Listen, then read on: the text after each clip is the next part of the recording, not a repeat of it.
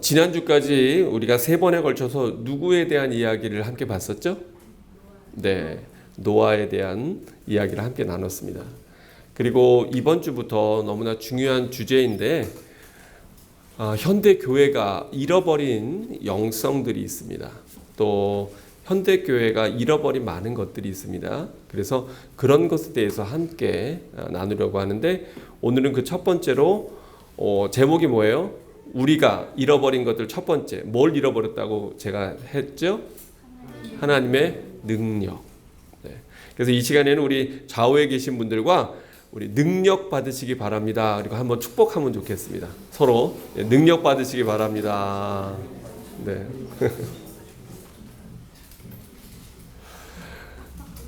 우리 예전에 믿음의 선배들은 어려운 일이 있을 때마다 산에 올라가서 나무 뿌리 하나 붙잡고 그 나무 뿌리 뽑고 내려오면 문제가 해결된다 그랬었어요.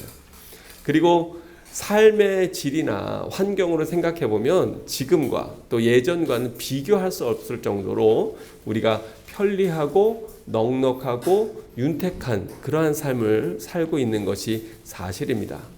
물론 지금도 어렵고 힘든 삶들이 많이 있고 또 가난 가운데 고통받는 분들도 많이 있지만 그러나 대체로 예전과 과거와 비교해 보면 우리 할머니 할아버지 세대 또 부모님 세대보다 지금 세대는 훨씬 더 우리가 유복하게 윤택하게 넉넉하게 살아가고 있는 것을 보게 됩니다. 그런데 그럼에도 불구하고 우리가 너무나 안타까운 현실은 특별히 우리 믿는 사람들 같은 경우에는 신앙의 열정뿐만 아니라 신앙에 대한 믿음에 대한 능력도 잃어버렸고 더구나 그것도 바라보거나 소망하거나 기대하지 않는다고 하는데 큰 문제가 있어요. 많은 교회들이 예전보다 훨씬 더 넉넉해졌고 또 훨씬 더 많은 교세를 자랑합니다. 그런데 예전에 우리 믿음의 선배들이 신앙생활할 때에는 교회가 세상을 이끌어가고 또 세상의 지도자들을 배출하고 많은 인물들을 양성하고 훈련시키는 그런 훈련소가 되었는데 또 많은 사람들이 교회는 안 다녀도 자기는 믿지 못해도 교회에 다니는 사람들이나 또는 목사님이나 교회 직분자들에 대해서 존중하는 마음이 있었어요.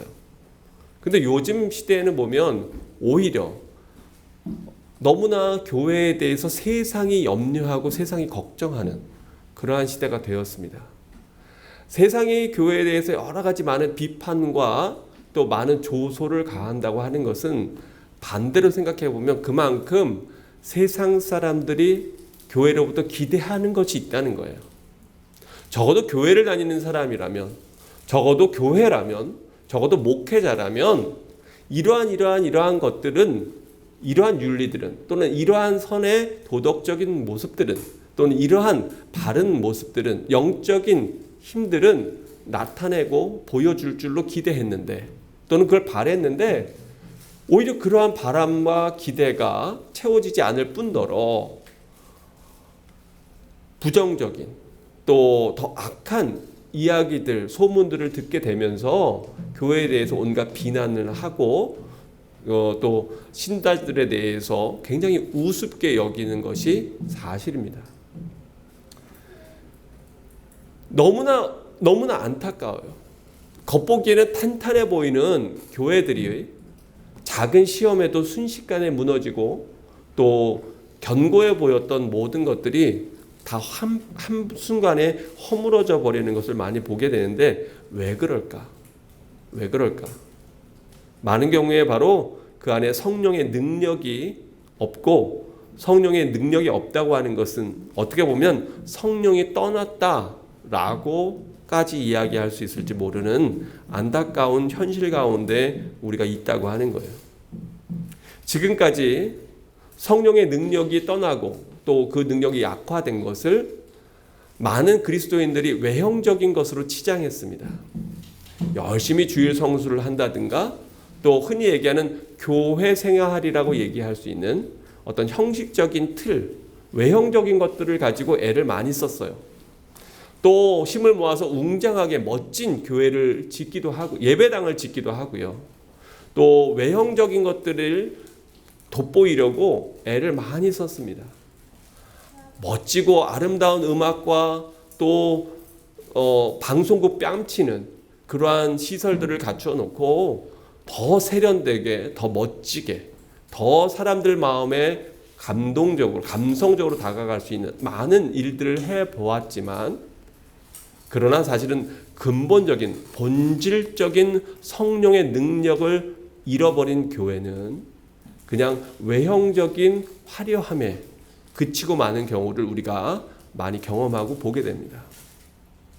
안타까운 건 우리 세대뿐만 아니라 우리 다음 세대들도 그러한 교회 가운데서 성장하고 자라면서 정말로 갖춰야 될, 정말 신앙생활하면서 가장 근본적이고 본질적인 신앙의 야성과 또 하나님 나라를 향하여 돌진하는 그러한 용맹함과 세상의 사단의 공격으로부터 이겨낼 수 있는 그러한 능력들을 다 상실해 버려서 너무나 무기력하게 또는 너무나 연약한, 그저 자기 혼자의 신앙생활도 제대로 간직하지 못해서 이리저리 흔들리고 내 가정 하나도 제대로 건사하지 못해서 힘들어하는 그러한 안타까운 현실을 우리가 많이 보게 됩니다. 왜 그럴까? 저는 먼저 하나님께서 그 책임을 맡겨주신 목회자들이 정말 심각하게 회개해야 된다고 저는 그렇게 느낍니다. 결국 모든 집안의 결정은 아버지의 판단과 결정 안에 있는 거예요. 왜 세상 사람들이 나라에 문제가 생기면 임금님을 욕합니까? 왜 나라에 문제가 생기면 대통령을 비난합니까? 그 대통령이 한 건가요? 아니에요. 오히려 더 밑에 어떤 부하가 또는 다른 부서에서, 하위 부서에서 어떤 일을 행할 수 있어요. 그런데 왜 그 모든 책임과 비난은 결국 지도자가 감수해야 될까요? 그건 바로 지도자가 맡은 숙명이 그것이기 때문에 그렇습니다. 그래서 예전에 조선시대의 임금들은 나라에 큰 우환이 들거나 또 비가 내리지 않거나 가뭄이 들거나 그러면 자기 자신의 죄를 고하고 기우제를 한다든가 또 하나님 앞에, 신 앞에 또 조상 앞에 석고대제를 하는 뭐 이런 것들을 우리가 사극이나 뭐 영화 드라마에서 종종 보지 않습니까? 각 가정에서도 어쨌든 하나님이 책임을 맡겨주신 가장이 바로 서지 않으면 그러면 그 가정이 올곧게 설 수가 없습니다. 그런 의미에서 여기에 계신 부모님들은 다 리더라고 하는 걸 절대로 잊으면 안 됩니다.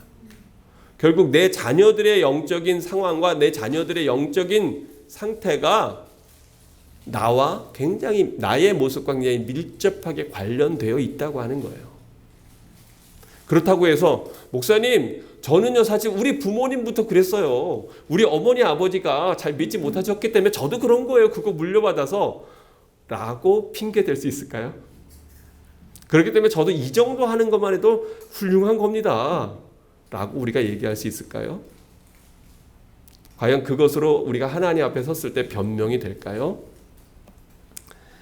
제가 다른 이야기 하려는 것이 아니라 바로 먼저 교회를 이끌어가고 양떼를 내 양을 돌보라, 내 양을 치고 내 양을 먹이라고 말씀하신 주의 명령을 받아서 그 사명을 감당한다고 하는 교회의 지도자들이 또 교회의 중직들이 하나님 앞에 철저하게 회개하지 않으면 그 교회의 영성 또는 신앙의 믿음의 능력이 되살아나기는 너무나 어렵다고 하는 사실을 이야기하고 있는 겁니다.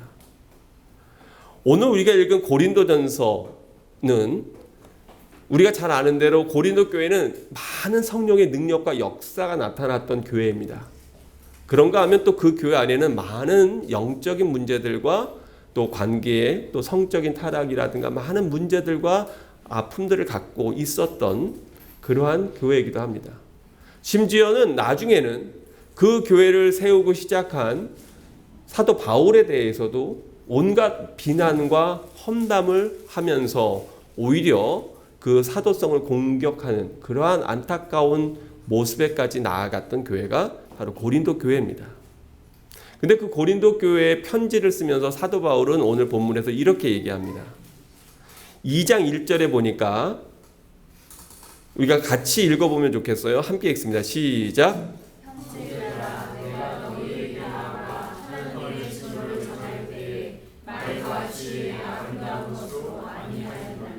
네. 사도 바울은 오늘 본문에서 내가 복음을 증거하고 전할 때 나는 말과 지혜의 아름다운 것으로 했다라고 얘기합니까? 그렇지 않았다 그럽니까? 그렇지 않았다. 그러면 사도 바울이 전한 건 무엇인가요? 2장 2절에 분명하게 나와 있습니다. 우리가 다시 한번 같이 읽어봅니다. 시작. 내가 너희 중에서 예수 그리스도와 그가 십자가에 못 박히신 것 외에는 아무것도 알지 아니하기로 작정하였습니다. 아멘. 내가 너희 중에서 예수 그리스도와 그가 십자가에 못 박히신 것 외에는 아무것도 알지 아니하기로 작정하였다. 즉 사도 바울이 전하고자 하는 가장 중요한 핵심적인 메시지는 뭐였을까요? 바로 예수 그리스도. 그 그리스도께서 십자가에 못 박히셔서 나의 죄를 대신하고 씻기시고 죽으시고 대속하시고 부활 승천하셔서 우리에게 부활의 첫 소망이 되셨다고 하는 것. 이게 결국 사도 바울이 전하고자 하는 거였어요. 그러면서 4절에 보니까 이렇게 얘기합니다. 같이 읽어볼게요. 2장 4절 시작. 내 말과 내 전도함이 설득력 있는 지혜의 말로 하지 아니하고 다만 성령의 나타나심과 능력으로 하여. 사도 바울은 사람들한테 이야기하고 전할 때에 설득력 있는 지혜의 말로 하지 아니했다는 거예요. 왜 교회가 하나님의 능력을 잃어버렸을까요? 왜냐하면 바로 많은 목회자들이 가장 본질적인 것을 전하기보다는 여러 가지 많은 수사법과 또 다양한 많은 예화들과 사람들이 좋기에 듣기에 좋은 많은 이야기들을 버무려서 보기에는 멋지고 그럴듯하고 냄새도 좋은 그런 멋진 성찬을 마련했지만 그러나 가장 본질적인 영양분은 거기에 들어있지 않은 그런 음식으로 전할 때가 많이 있을 수 있다는 거예요. 여러분, 사실은 설교를 설득력 있게 전하는 방법을 제가 몇 가지 알려드릴까요? 신학교 다닐 때 설교학이라고 하는 학문을 배웁니다. 과목을 배워요.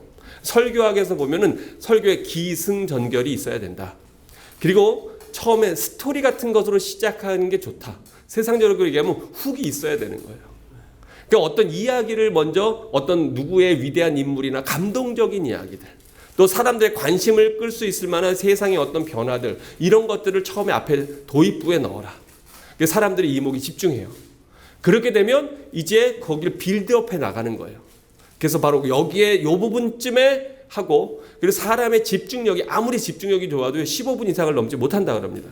그러니까 15분쯤 지나면 중간에 사람들을 한번 리프레시할 수 있는 재미있는 이야기라든가 뭔가 웃을 수 있는 요소라든가 긴장을 풀 수 있는 어떤 것들을 집어넣어 주어야 돼요. 그리고 또 설교학에서 설교학이 꼭 나쁜 것만은 아닙니다. 어떻게 하면 하나님의 말씀을 효과적으로 잘 전할까를 공부하고 연구하고 배우는 거예요. 귀한 학문이에요.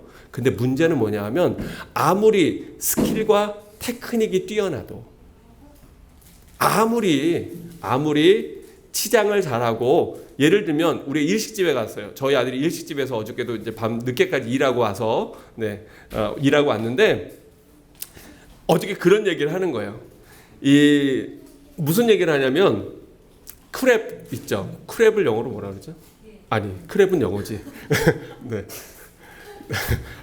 크랩을 한국말로 게라고 합니다. 그런데 그 크랩을 버무리는데 이게 냉장고에 얼마가 있었느냐, 이게 뜯어놓은 지 얼마가 됐느냐에 따라서 넣는 마요네즈의 양이 다르답니다. 그거를 못 맞추는 게 능력이고 실력이래요.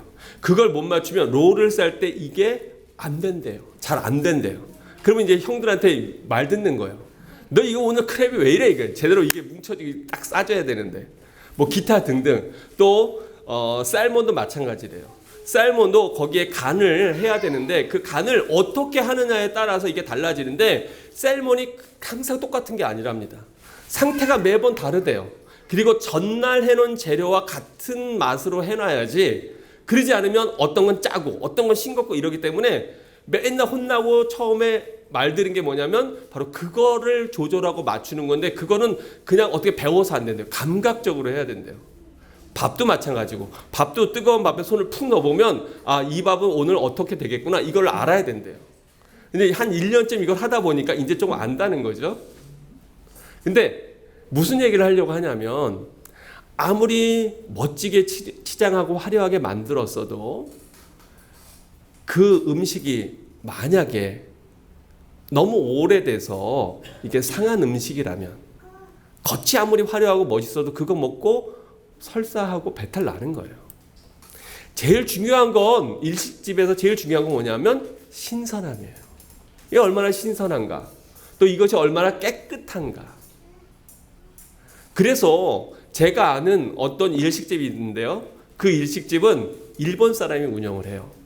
근데 맛도 별로 없는 것 같아. 그냥 그래요. 한국 사람들이 만드는 것처럼 막 화려하거나 그러지 않아요. 막 달고 이러지도 않아. 맛도 별로 없어. 그런데 그 집 가서 먹으면 뭘 느끼냐면, 아, 재료가 참 좋구나, 참 깨끗한 좋은 재료를 쓰는구나, 그걸 알아요. 거긴 딴 데보다 좀 비싸요.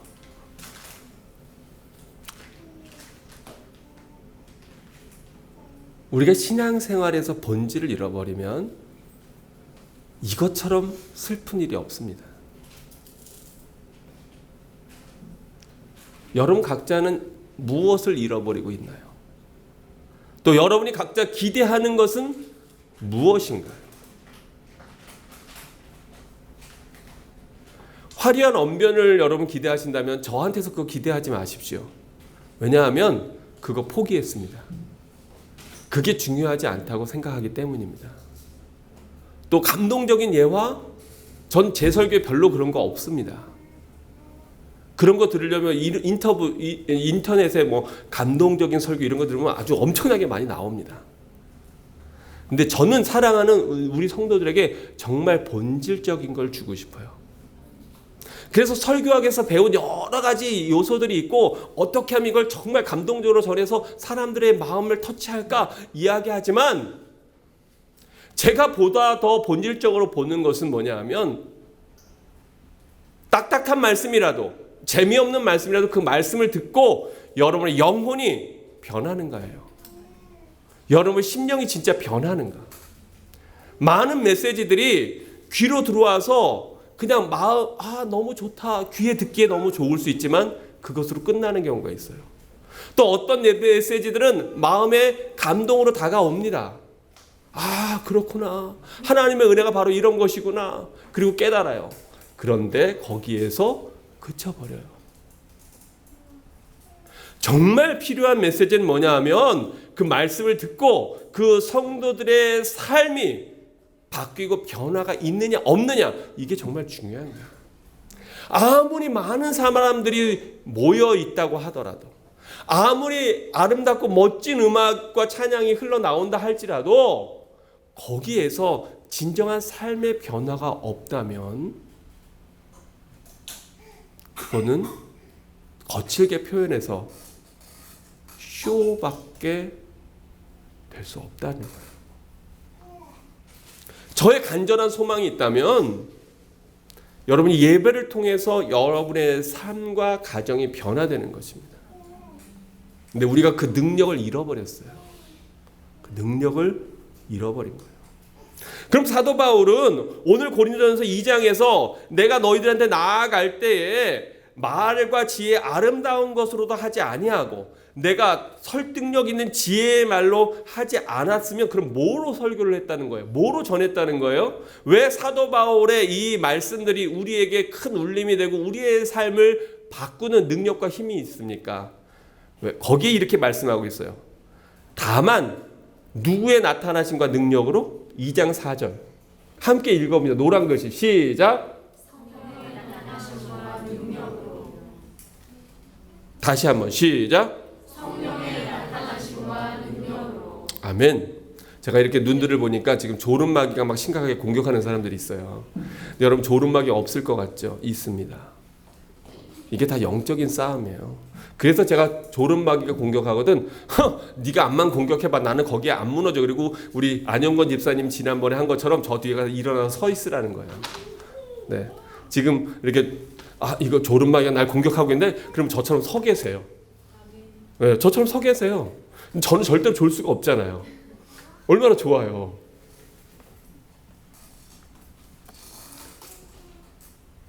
주일날 여러분 그런 거 경험해보지 못하셨어요? 뭔가 은혜 받으려고 가려고 그러면 꼭 뭔가 일이 생겨. 제가 얼마 전에 어떤 일이 있었는지 아십니까? 막 기도회를 하고 있어요. 기도회를 막 이제 하나님 앞에 예배하고 기도회를 시작하는데요. 어떤 사람이 막 늦어서 급하게 막 올라오는데 사단이 그 발을 걸어서 넘어뜨리더라고요. 말도 안 되는 소리인 것 같죠. 그래서 그 사람이 카닥 넘어졌어요. 근데 자기는 모를 거예요. 내가 왜 넘어졌는지. 근데 전 분명히 봤습니다. 사단이 발을 걸어서 넘어뜨리는 거예요. 아유, 우리 목사님 또 무슨 황당한 소리를 하시나? 주일날 오면서 같이 다툴 일이 많습니다. 야, 넌 좀 일찍 일어나야지 말이야. 왜 그렇게 늦게까지 일어나고 말이야. 왜 부모가 막 속이 부글부글해요. 그거 왜 그런지 아세요? 어저께 밤에 사단이 그 아이한테 들어가서 밤새도록 그 인터넷의 바다에서 수영하느라고. 그러니까 잠을 못 잤기 때문에 그냥 아침에 힘든 거예요. 근데 그거를 그 아이가 했을까요? No. 그 부모가 그 아이에게 전신갑주를 입혀주지 않았기 때문에 그런 거예요. 제가 하는 황당한 이야기들이 여러분 영안이 열리면 우리 목사님에게 진짜 맞았네? 그럴 날이 반드시 오길 주의 이름으로 축원합니다. 그런 거예요. 그런 거예요. 왜 여러분을 그 은혜의 자리에 나아가려고 하면 일이 터질까요? 왜 오늘 믿음 좋게 하나님 앞에 나아가려고 하면 남편이 시비를 걸까요? 다 사단이 하는 거예요. 여기는 안 그랬대요. 오늘 아침에 서로 자기들 얼굴 쳐다보면서 우린 아니야 이러고 있어요. 오케이. 알았어요. 그러면서 고린도전서 2장 5절에 이렇게 이야기합니다. 같이 읽어보죠. 시작. 너희 믿음이 사람의 지혜에 있지 아니하고 크게 시작. 다만 하나님의 능력에 있게 하려 하였노라. 아멘. 우리가 현대교회가 잃어버린 첫 번째, 하나님의 능력을 잃어버렸어요. 너무 안타까운 일입니다. 다음 페이지로 넘겨주실래요? 그 다음 페이지. 네. 데살로니가 전서에 보면 이런 말씀이 있죠. 네. 우리가 한번 여기에 1장 4절부터 한번 읽어보도록 하겠습니다. 하나님의 사랑을 받은 형제들아 너희를 택하심을 아노라. 자, 5절 시작. 이는 우리 복음이 너희에게 말로만 이른 것이 아니라 또한 능력과 성령과 큰 확신으로 된 것이니라. 네, 거기까지. 여기서도 사도 바울이 아까 고린도전서에서 이야기한 거랑 똑같이 얘기해요. 내가 여러분에게 말을 할 때, 말씀을 전할 때 사람의 지혜로, 어떤 사람들의 마음에 설득하려고 하는 이런 거를 하지 않습니다. 그런데 여기서 또 한 방을 더 나가서 내가 말로 하지 아니하고 능력과 성령과 큰 무엇 가지고 확신으로 되는 것이다. 우리 복음이 너에게 이른 것, 여러분이 예수를 믿고 주님 앞에 나온 것이 사람의 말로만 되는 것이 아니라 바로 그 안에 놀라운 성령의 능력들이 나타났기 때문에 초대교회가 그렇게 불일듯 일어난 거예요. 베드로가 설교를 잘했기 때문에 하루에 3,000명씩 회개하고 돌아온 것이 아니라 하나님의 성령이 저와 함께 하시니까, 성령 충만하니까, 마가의 다락방에서 오순절 성령 강림의 역사가 나타나니까 사도 베드로가 전할 때 그 성령의 능력이 사람들의 마음에 찔림으로 다가가서 그래서 그런 역사들이 일어났던 거예요. 그래서 여기에 보니까 데살로니가 교회에 이렇게 얘기합니다. 너희가 6절에 보니까 또한 너희는 많은 뭐 가운데? 환난 가운데. 여러분 예수님 믿으면 모든 일들이 다 잘 되죠. 돈 많이 벌죠. 내 이름이 막 높아지고 명예가 올라갔죠. 애를 못 낳았던 사람들은 자녀를 순풍순풍 낳고 막 그냥 번성하죠. 집이 없던 사람들은 집이 10채씩 사고 그러죠. 몸이 너무 아팠던 사람들은 병이 다 낫고 막 다 변화되죠. 그런가요? 그럴 수도 있어요. 그럴 수도 있어요. 하나님이 하늘 창고 여시면 그럴 수도 있어요. 그런데 그 전에 우리가 거쳐야 될 단계들이 있어요. 하나님이 그렇게 부어주실 수도 있어요. 그런데요, 여러분 조심하십시오. 마귀도 부어줄 수 있어요. 그 사람을 뭐 하기 위해서? 타락하게 하기 위해서. 신앙 좋던 사람들이요, 믿음 생활 열심히 하던 사람들이 일이 술술 잘 풀려요. 영주권이 해결되지 않아서 하나님 영주권만 이랬을 때 하나님의 은혜에 의해서 영주권 해결되고, 직장이 없어서 힘들다가 직장을 얻게 되고, 자녀들이 승승장구하고 하게 되면 그러면 그 사람이 정말 더 막 믿음의 길로 하나님 앞에 막 돌진하고 나아가면서 큰 믿음을 갖고 그러죠. 오히려 삶의 기도의 제목들이 사라질 때마다 그의 영의 능력들이 약화되는 걸 많이 봅니다. 결국은 그래서 그 자녀들까지도 그 돈에 또 하나님보다 다른 것들을 붙잡는 바람에 그 자녀들까지도 잃어버리는 경우 정말 많이 봅니다. 그래서 어떤 분들이 저한테 목사님 저 좀 부자 되게 해주세요. 그러면 제가 참 조심스럽게 기도합니다. 하나님 저가 받을만 하거든 부자 되게 하시고, 저가 준비 안 됐거든 부자 절대로 되지 않게 해주십시오. 이제 그렇게 기도는 안 하지만 그렇게 기도를 안 하지만 굉장히 조심해야 되는 거예요. 하나님 우리 아이 좋은 대학 가게 해주십시오. 그 아이가 그 대학에 가서 하나님의 복음을 증거하고 전할 수 있는 충분한 준비가 되어 있으면 그건 감사한 일이지만, 오히려 그 대학 가서 마약하고 타락하고 세상의 세속에 물들어서 신앙까지 저버린다 그러면 그 아이 대학 안 가는 게 더 나은 거예요. 그럴 때는 정직한 목사로서 하나님 얘는 아직 준비가 안 됐습니다. 하나님 얘는 아무리 성적이 좋아도 올해 대학 못 가게 하시고, 그걸 통해서 자기가 눈물 뿌려 회개하고 하나님의 변화된다면 그 다음에 보내주십시오 라고 기도해야 그게 정직한 기도예요. 그게 진짜 복인 거예요. 여러분이 지금 타락한 세상 속에 있는데 잘 된다고 여러분 기뻐하고 즐거워하지 마십시오. 큰일 난 겁니다.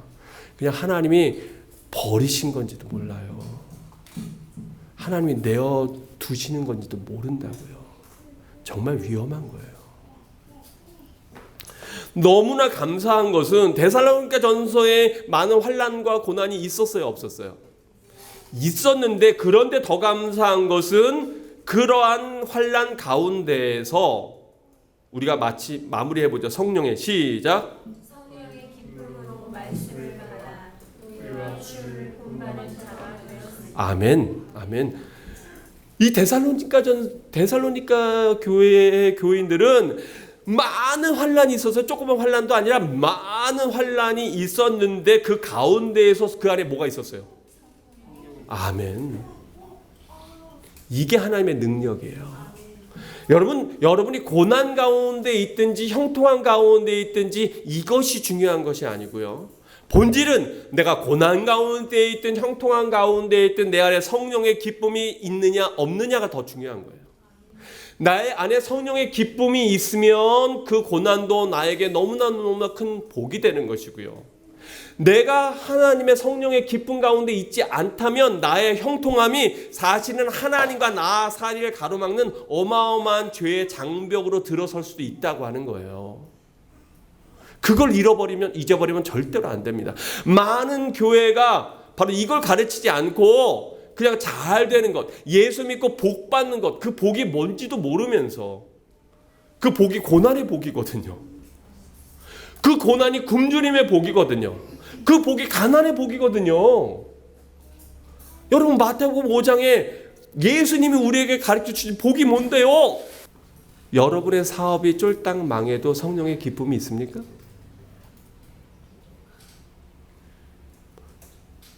여러분 오늘 먹을 밥이 없는데 성령의 기쁨이 있습니까? 내 자녀가 너무나 지지리도 공부를 못해서 반에서 정말 거꾸로 1등을 하고 있는데 성령의 기쁨이 있습니까?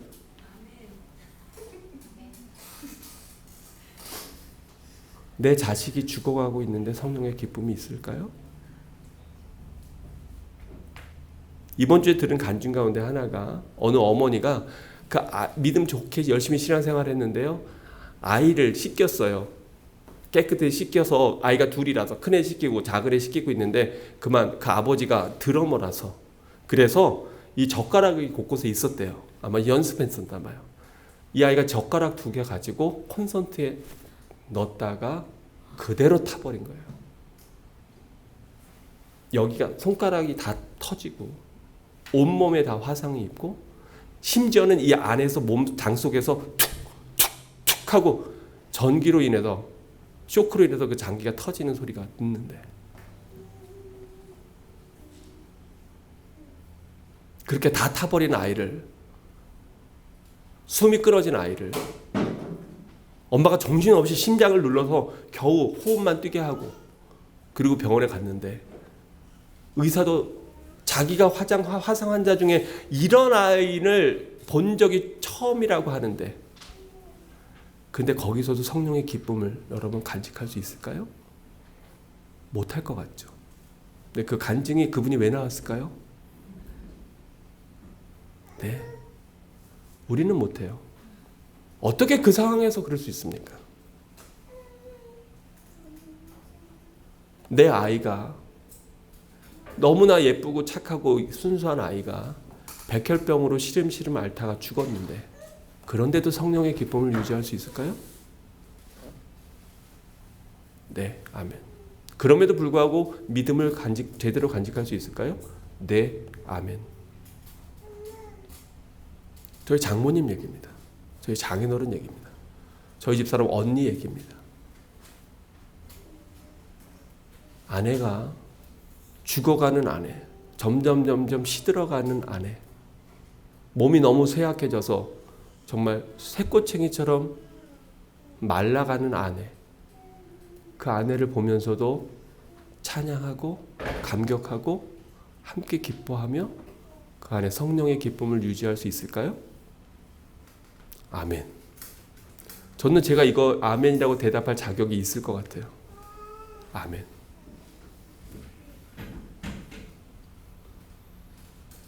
그게 하나님의 능력입니다.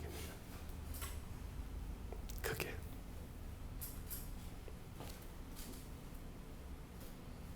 여러분 성경의 인물들이 우리에게 알려준 것이 무엇입니까? 예수님이 십자가의 고통 가운데 우리에게 말씀하신 것이 무엇입니까? 십자가에 매달려서 그 피를 흘리면서도 예수님의 관심과 예수님의 마음은 구원받지 못한 영혼들에게 있었어요. 그래서 자기 옷을 가지고 제비를 뽑고 있는 그 병사들에게 아버지 저들이 자기의 죄를 알지 못합니다. 그리고 그 십자가에서 피를 흘리며 고통받으면서도 예수님은 그들을 위해서 중보합니다. 또 양옆에 있는 강도 가운데 한 강도가 선생님 주여 당신이 그 나라의 낙원에 이를 때 나를 기억해 주옵소서 라고 얘기할 때 그래 네가 오늘 나와 함께 낙원을 거니리라 말씀하신 예수님의 관심은 그 고통 가운데서도 오로지 우리에게 있었어요. 예수님만 그랬나요?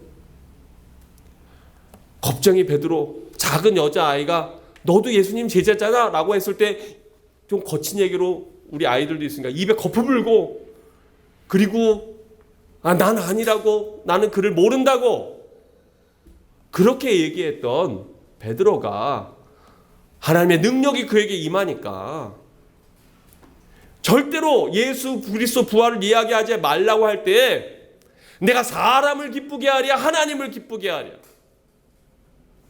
내가 하나님의 말씀에 따르랴 아니면 사람의 말에 따르랴 그리고 내일 목이 달아날 지경에 처했는데도 감옥에 들어가서 쿨쿨쿨쿨 잠을 가고 있어서 천사가 가서 야 이제 일어나 베드로 너 나가야 돼 문 열렸어 이러고 깨워야 될 정도로 평안함을 베드로가 대체 어떻게 유지할 수가 있었을까요?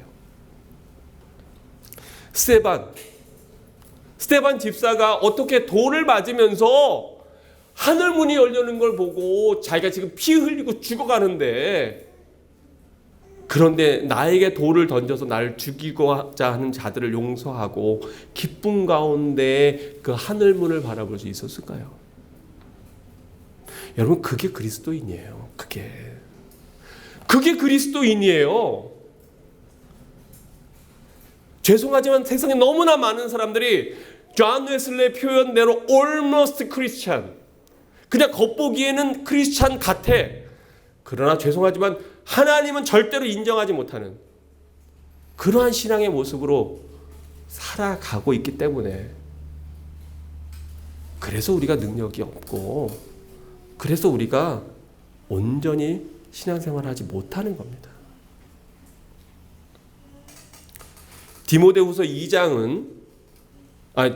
디모데후서 3장은 분명히 우리에게 마지막 때에 어떤 일들이 일어날지를 우리에게 분명히 알려주고 있습니다. 이렇게 말씀합니다. 여러분 여기에 해당되는 거 있나 없나 잘 보세요. 너희는 이것을 알라. 말세에 고통하는 때가 이르러 사람들이 누구를 사랑하며 자기를 사랑하며 그리고 또 뭔을 사랑하며 또 뭘 하며 자랑하며 교만하며 비방하며 우리 자녀들 잘 들으세요. 부모를 모하며 이게 마지막 때의 증거예요. 징조예요. 감사하지 아니하며 거룩하지 아니하며 무정하며 원통함을 풀지 아니하며 모함하며 절제하지 못하며 사나우며 선한 것을 좋아하지 아니하며 배신하며 조급하며 자만하며 쾌락을 사랑하기를 하나님 사랑하는 것보다 더하며 여기다 쾌락에다 인터넷을 넣으면 인터넷 사랑하기를 하나님 사랑하는 것보다 더하며 세상의 온갖 게임을 사랑하기를 하나님 사랑하는 것보다 더하며 3장 5절 사실 요거를 말씀드리고 싶어서 그런 거예요. 같이 읽겠습니다. 시작.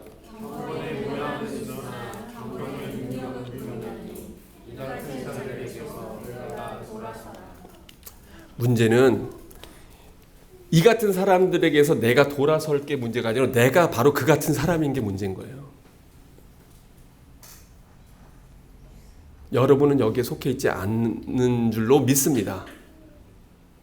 오, 네, 우리 집사님 아멘 했어요. 할렐루야. 네, 아멘 한 대로 그 믿음대로 될지어다.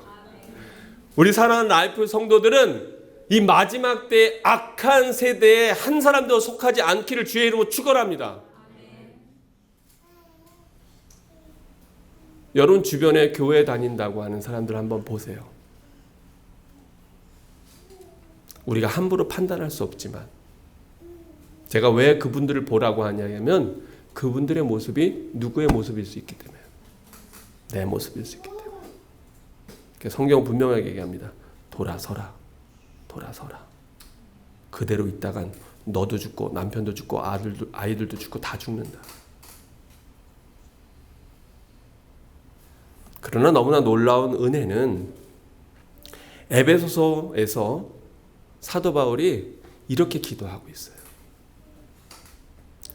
내가 기도할 때 기억하며 너희로 말미암아 감사하기를 그치지 아니하고 여기 보니까 이거는 뭐냐면 사도 바울이 에베소 교회를 향한 기도예요. 이 기도가 또한 오늘 아침에 여러분을 향한 저의 기도였습니다. 그런데 뭘 기도하냐면 사랑하는 우리 형제자매들에게 지혜와 계시의 영을 여러분에게 주사 누구를 알게 하시고 하나님을 알게 하시고 너희 마음의 눈을 밝히사 그의 부르심의 소망이 무엇이며 성도 안에서 그 기업의 영광의 풍성함이 무엇이며 1장 19절 함께 읽습니다. 시작.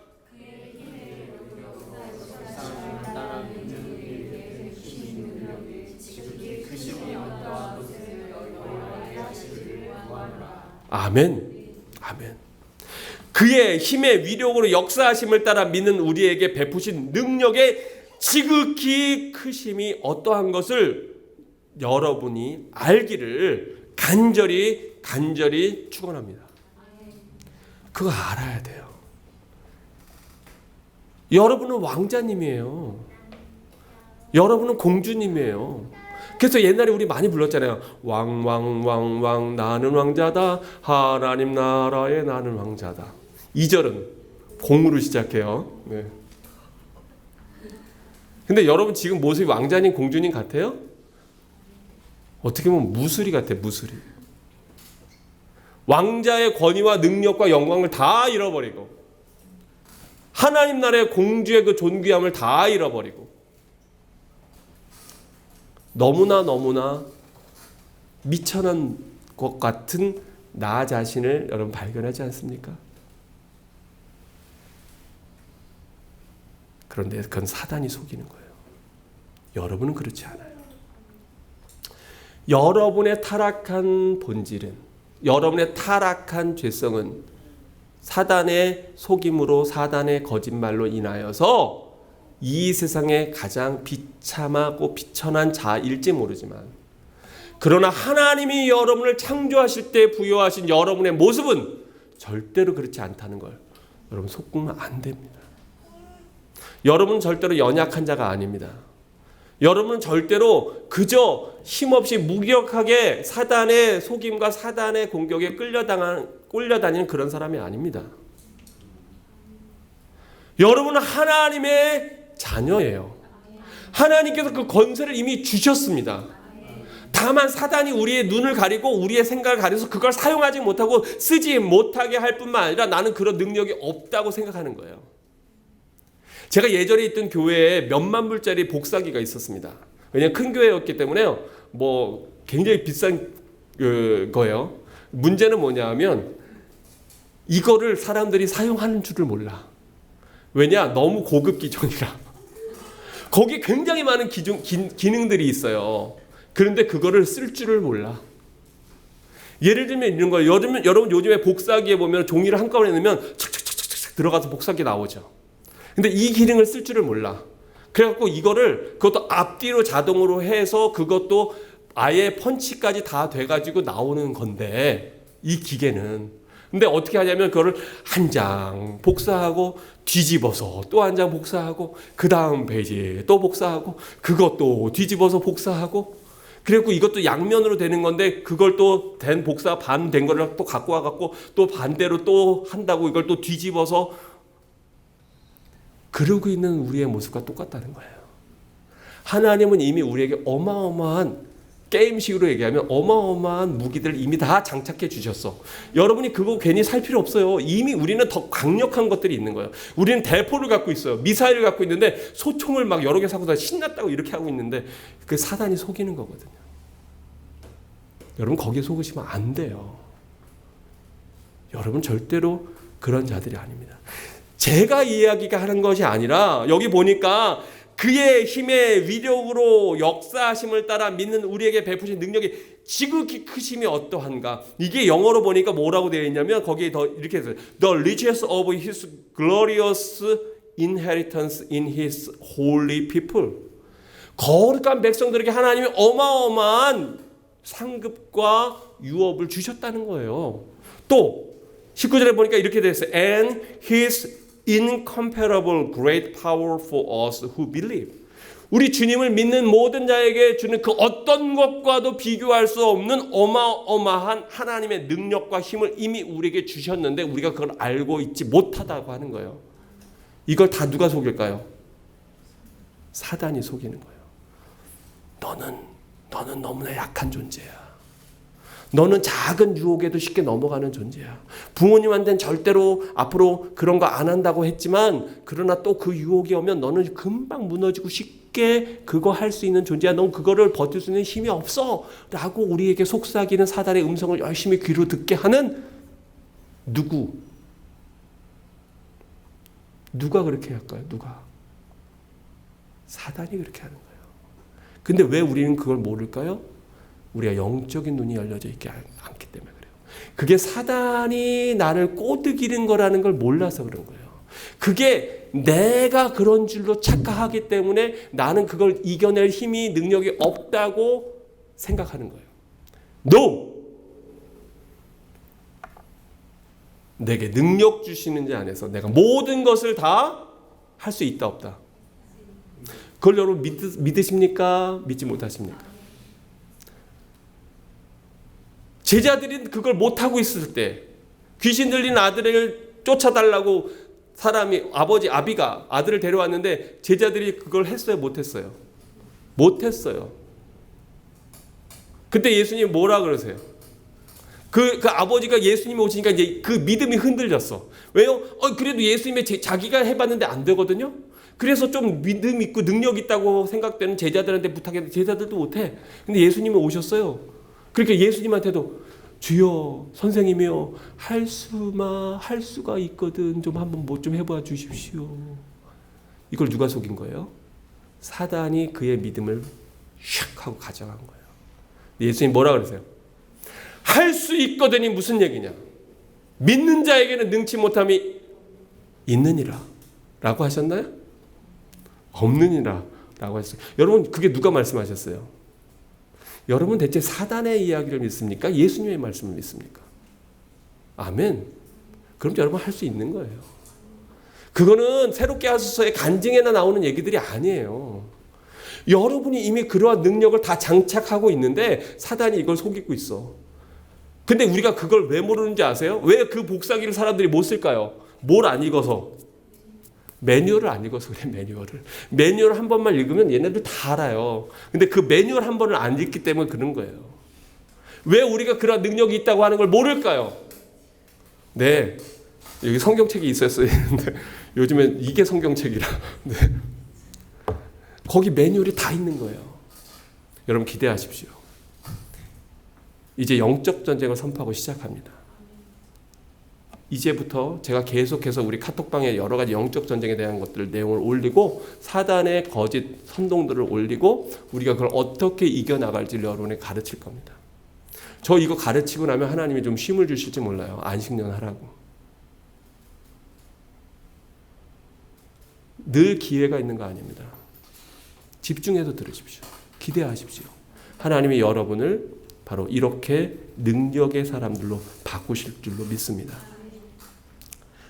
말씀을 마치면서 우리 데살로니가 후서 말씀해 보니까 목사님 맨날 표본을 말씀하는데 근데 우리한테 왜 우리가 어떻게 그것을 다시 발견할 수 있는지 말씀해 주셔야죠.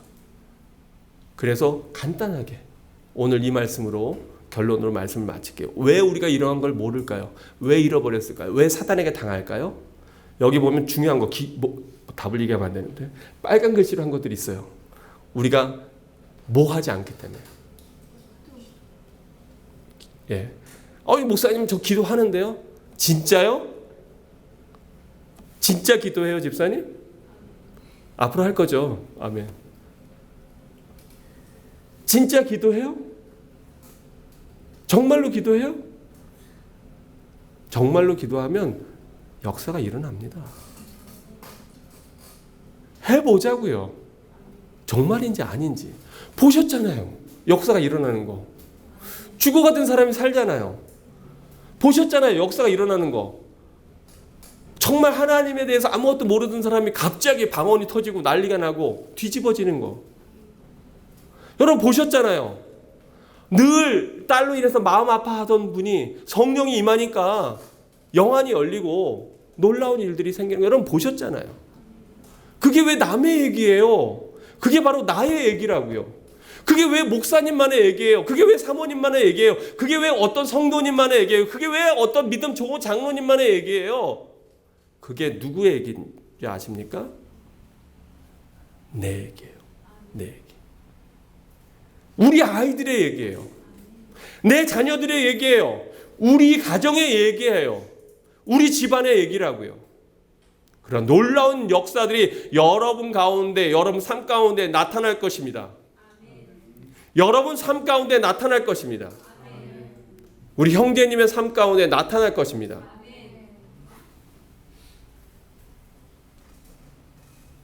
바로 그 여행을 이제 시작하려고 합니다. 절대로 속지 마십시오. 우리가 잃어버린 하나님의 능력, 그 하나님의 능력을 다시금 회복하는 놀라운 믿음의 여정이 되시기를, 그렇게 되실 줄로 믿고 주의 이름으로 축원합니다.